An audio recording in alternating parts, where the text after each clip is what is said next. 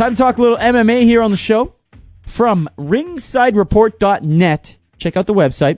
Or you can hear the show here on TSN 990 Fridays and Wednesdays. I don't know why I didn't say Wednesday and Friday.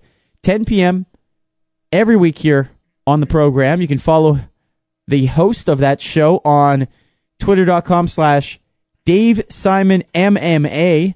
It is Mr. Dave Simon, the original producer of GamePoints. Yeah, the original. You put that in your CV, by the way? No, not at all. Okay.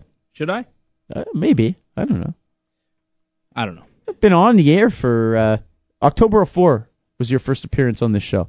Unbelievable. Yeah. Where has the time gone? I don't know. I don't know either. UFC. We don't look any better. I do. Do you? You think so? I keep getting better with age. I'm like a fine wine. Really? Oh, yeah. Most definitely. All right. I'm not going to touch that one. You're aging like bread. Nice. Sweet guy, this Dave Simon, huh? You have 2 kids. See what it does to you. No, thank you. All right. UFC on Fox yesterday. You told me I missed the boat by not watching this thing. Yeah. Were you happy with the broadcast? Were you happy with the card? Yeah, I thought it was a very good card. We saw finishes in all the fights, which is what you're looking for. Mike Swick coming in off a 29-month layoff. The guy hadn't fought since February of 2010. A lot of different injuries, an illness keeping him out of the octagon. He came back dominating DeMarcus Johnson. How do you support yourself if you don't fight for 2.5 years? Well, he made a bit of money fighting before that. And sponsors, you know. You have sponsors there. And I guess that's how he was making his money. It must have been good question, though. I mean, difficult. that's a long layoff. Yeah, I mean, if you're not fighting, you can do seminars, you can do private lessons and teach people and make money that way. But yeah, it's tough when you're not fighting. If you're a fighter, you know that's your job, and if you're not fighting, you're not making money. So he came back last night. He got a knockout victory. It was Jamie Varner and Joe Lozon. Lozon with a beautiful triangle choke. Getting Jamie Varner to submit there in the 3rd round. And then it was the double main event, Lyoto Machida dominating Ryan Bader. Bader looking like he was lost. He really couldn't figure out the puzzle that is Lyoto Machida. He keeps a strange distance. He's got that karate fighting style and the karate distance, which is something that most mixed martial artists aren't used to, and that's always the puzzle you got to figure out is how to attack Lyoto Machida.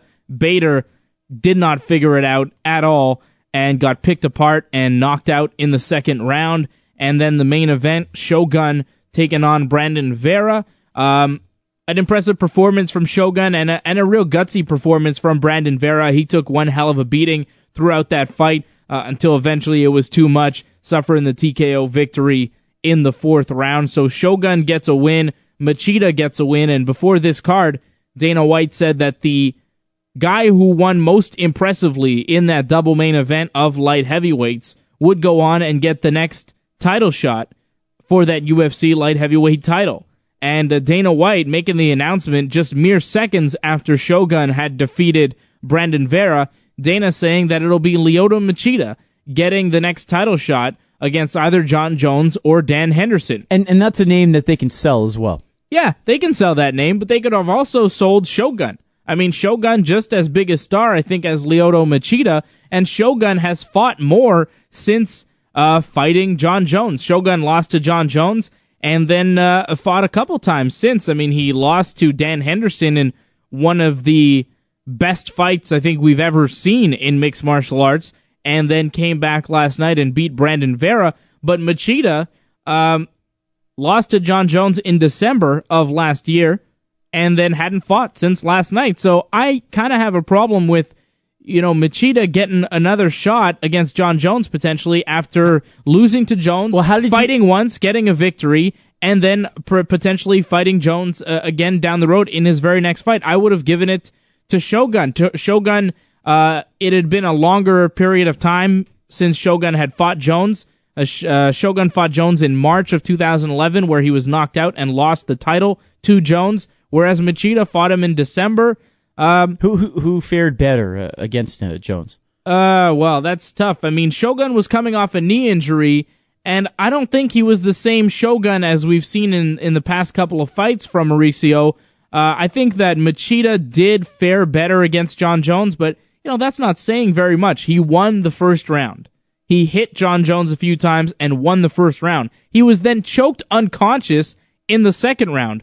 Shogun got beat up and eventually lost via knockout in the third round, but it's not like either of them did that great. Neither of them really did that great. Now, if Dan Henderson beats John Jones on September 1st, then forget about it. Henderson against Machida, that's fantastic. That would be a great matchup. But, Henderson's going to come in as a big underdog, and most of the MMA world expecting John Jones to win that fight. I think it would be awesome to see, 41-year-old Henderson beating 25-year-old John Jones.